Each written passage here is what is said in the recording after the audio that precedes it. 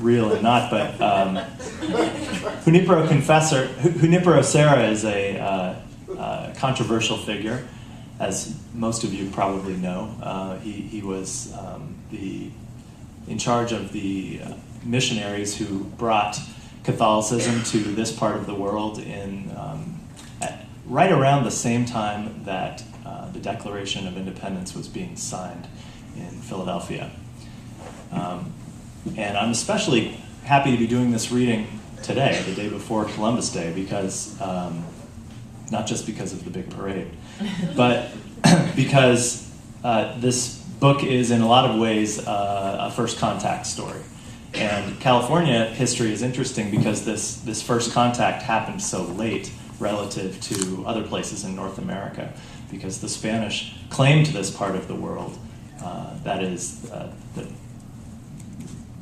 the part of California that's now in the United States, shortly after Cortez, so in the early 16th century, just a few years after Columbus, but never did anything with it and never settled it. And as far as they knew, it was as barren and desolate as Baja California, and that's why they never came up north.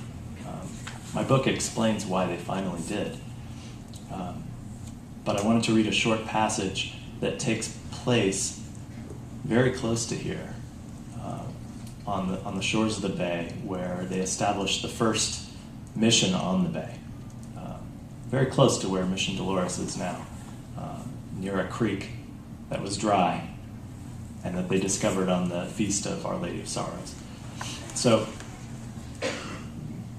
what you need to know for this excerpt is our narrator and protagonist is Father Junipero's confessor, a Spanish Majorcan friar named Francisco Palou, who founded the mission here in San Francisco and was Father Junipero's confessor for 40 years and his deputy, essentially. He was originally Junipero Serra's student at the Franciscan College in Majorca, and when Serra got the missionary bug, he agreed to follow his mentor over here, and he was frustrated by that, as you'll see in the book. But what you need to know is that a few days before this scene takes place, the friars wake up one morning, and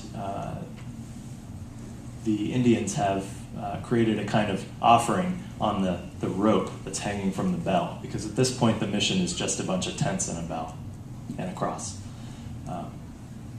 So this is they haven't to date seen any Indians in this part. The mission in Carmel, however, is already up and running. Just as at Carmel, the first heathens to visit our camp during daylight hours were children. 2 boys, perhaps 10 or 11 years old. They had painted their naked bodies head to toe in swaths of red, yellow, and blue. One boy was several inches taller than the other and had a bone through the septum of his nose. The shorter one boasted no adornment other than the paint. When they emerged from the thicket, I was in the Ramada making entries in my journal.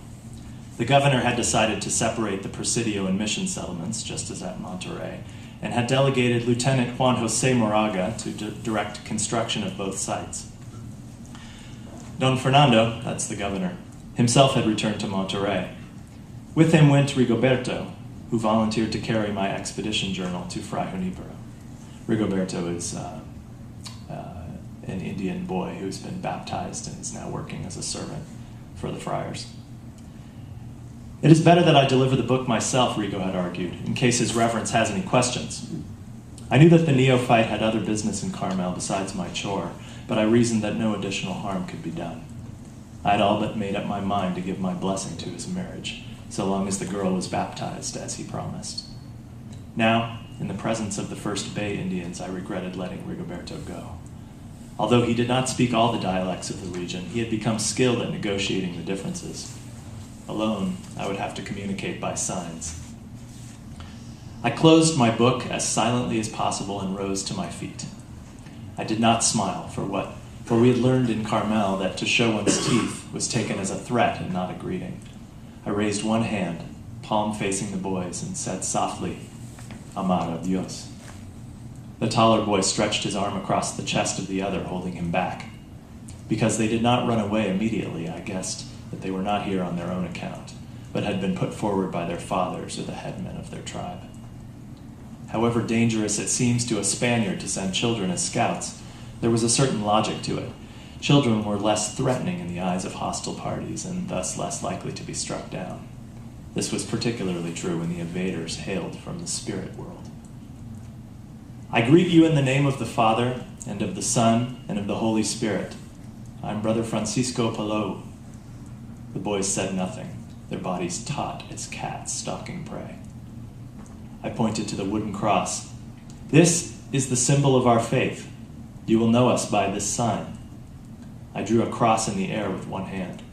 Although they were several yards away, the boys flinched with each wave of my arm, as though they expected flames to erupt from my fingers. Without turning my back to the boys, I went to the trunk where I kept Eucharistic vessels.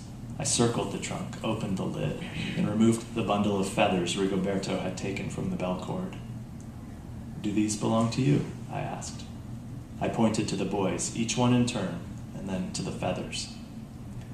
Keeping one arm on the chest of his brother, the older boy pointed to the bell.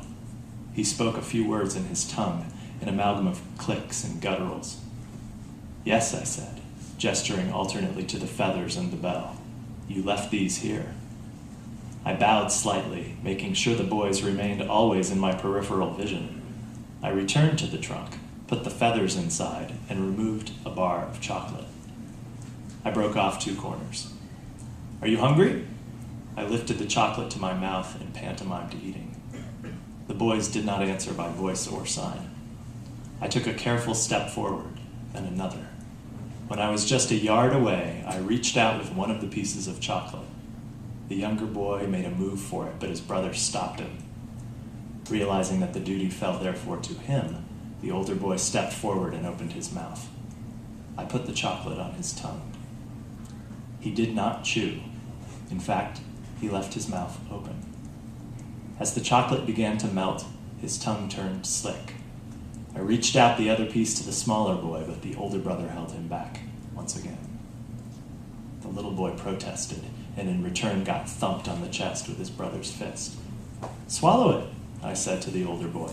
It is sweet. I closed my eyes slowly and reopened them, trying to express the pleasure of chocolate. To demonstrate, I popped the second piece of chocolate in my own mouth, chewed and swallowed. Delicioso. We call it chocolate. Just then there was a noise in the brush and the boys whipped their heads around. It was only a bird, but the boys decided that they had seen enough for today. The older one spat out the chocolate sludge and wiped his tongue with his fingers. I grabbed the leather thong and rang the bell once. When you hear this, I said, you may come and listen to the good news of Christ. The Lord welcomes everyone in his house. Bring your parents, bring your aunts and uncles, bring anyone. But the sound of the bell had frightened them. Deer-like, they bounded into the thicket and disappeared, bare feet only skimming ground.